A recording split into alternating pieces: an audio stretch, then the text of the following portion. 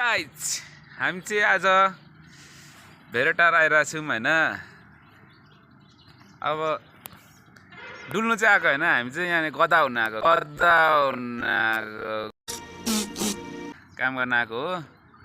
यस्तो दामी देखिरहेको छ है। धरानमा चाहिँ गर्मी थियो, यहाँ चाहिँ दामी चिसो हावा आइरहेछ, मजा आइरहेछ मजा। अब हामी चाहिँ यहाँनिर भेरेटार प्रस्थान गर्न आँटिरहेको छौँ होइन।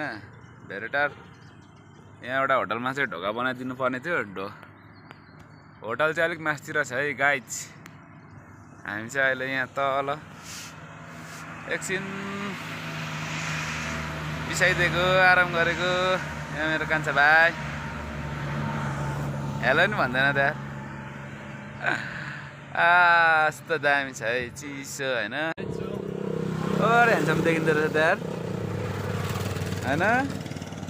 ल अब चाहिँ हामी भेटार छिरेर एकछिन गदा भएर पैसा कमाएर टक्कसँगले फर्किन्छौँ भेरेटार बजार। डाँडा बजार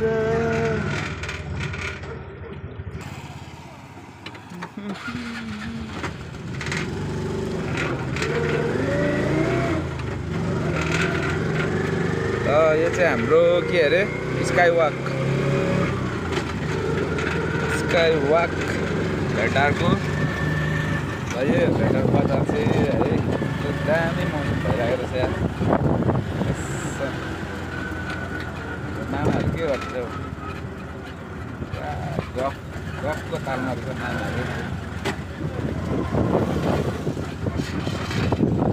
र हामी चाहिँ अब डाँडा बजार जाने बाटोतिर लाग्दैछौँ। यहाँ फेरि बाटो मर्मत भइरहेछ। टिटेट बाटो चाहिँ छोडौँ है।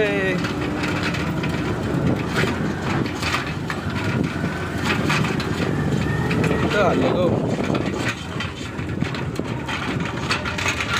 ओ नहल्ला कुदाउन हो, नहल्ला कुदाउन हो।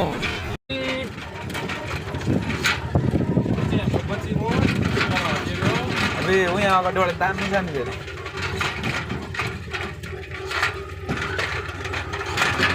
यो कुकुरहरू कस्तो अटेरी हो आम्मा। के हामी भन्छ खतरा भ्लगरहरू हो क्या अगाडिको।